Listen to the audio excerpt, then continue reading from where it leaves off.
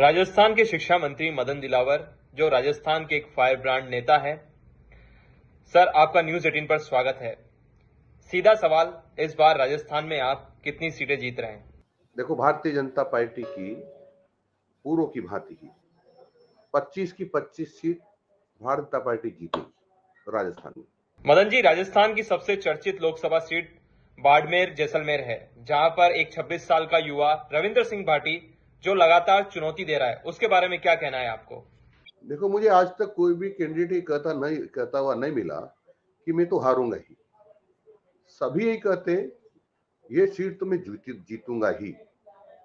अपने कयास है, उनके अपने प्रयास है, लेकिन मैं इतना कह सकता हूं कि किसी भी कीमत पर भारतीय जनता पार्टी वहां से जीतेगी।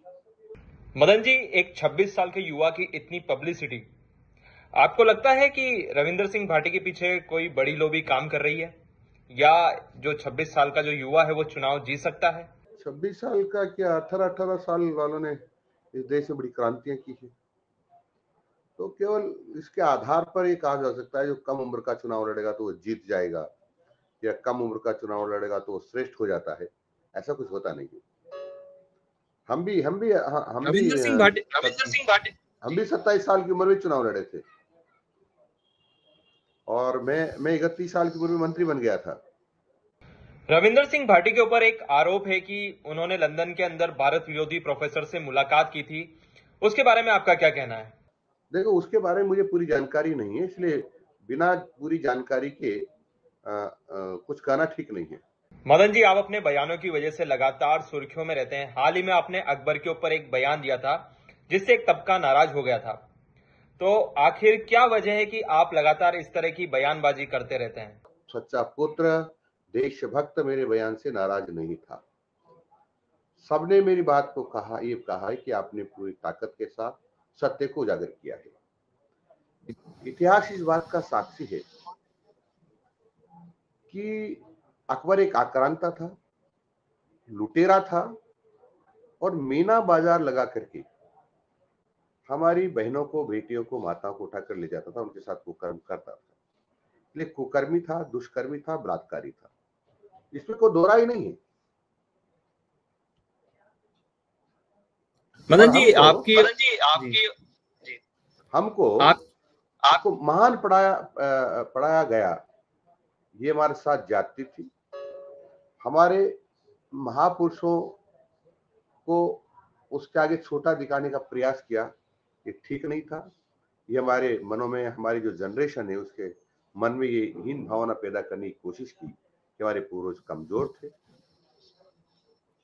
मदन जी, आपकी और जनरेशन के बीच में पैदा करना, ये भी राष्ट्रद्रोहिता है, देश के साथ गद्दारी है। आपकी और गोविंद सिंह डोटासरा की अदावत कुछ ज्यादा ही है। आप इधर से तीर चलाते हैं तो वो उधर से बाण। इस पर क्या कहना है आपका? कोई लड़ाई नहीं है।